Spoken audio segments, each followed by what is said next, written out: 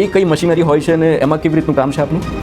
Suppose કોઈ ખેડૂત છે, બરાબર, એને કોઈ એવી પ્રોડક્ટ છે જેમ કે જીરું છે, મગ કહી શકીએ, જેવા કઠોળ છે, ગ્રેન્યુઅલ્સ છે, એનું પેકિંગ કરવું હોય કે સપોઝ એના માટે એને પહેલાં જરૂર પડે કે પહેલાં તો એનું પાઉચ, સપોઝ કોઈ કસ્ટમર છે એ પહેલાં તો પાઉચ ડિઝાઇન કરશે પેકેજિંગ માટે, એની ઉપર પછી MRP એક્સપાયરી જે મોસ્ટ કમ્પલસરી વસ્તુ છે એ તમારે કમ્પલસરી લગાડવી જ પડે. એના માટે આપણે બેચ કોડિંગ મશીન આપીએ છીએ. પછી પ્રોડક્ટને અંદર ફિલ કરવા માટે આપણે વેગિંગ મશીન આપીએ છીએ. સપોઝ કે મટીરિયલ તમે હોપરમાં નાખો, એના પછી તમે જે બી વેલ્યુ સેટ કરો, ભાઈ 500 ગ્રામ તો 500 ગ્રામ, 1 કિલો તો 1 કિલો, એ પાઉચની અંદર મટીરિયલ ફિલ કરી દેશે.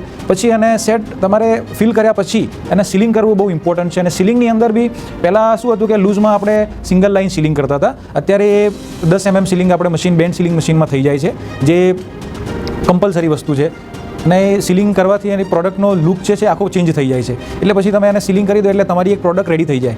એવી જ રીતે એક નાઇટ્રોજન ફિલિંગ મશીન આવે, જે તમારી પ્રોડક્ટની અંદર સપોઝ કોઈ વેફર્સ છે કે એવી કોઈ પ્રોડક્ટ છે જેની અંદર નાઇટ્રોજન આપણે ફિલ કરવું જરૂરી છે પ્રોડક્ટની સેલ્ફ લાઈફ વધારવા માટે, તો એના માટે નાઇટ્રોજન ફિલિંગ મશીન આવે, જે નાઇટ્રોજન ફિલ કરીને પછી એને સીલ કરી દેતી હોય છે. જનરલી એનાથી પ્રોડક્ટની સેલ્ફ લાઈફ ઇમ્પ્રૂવ થઈ જતી હોય છે.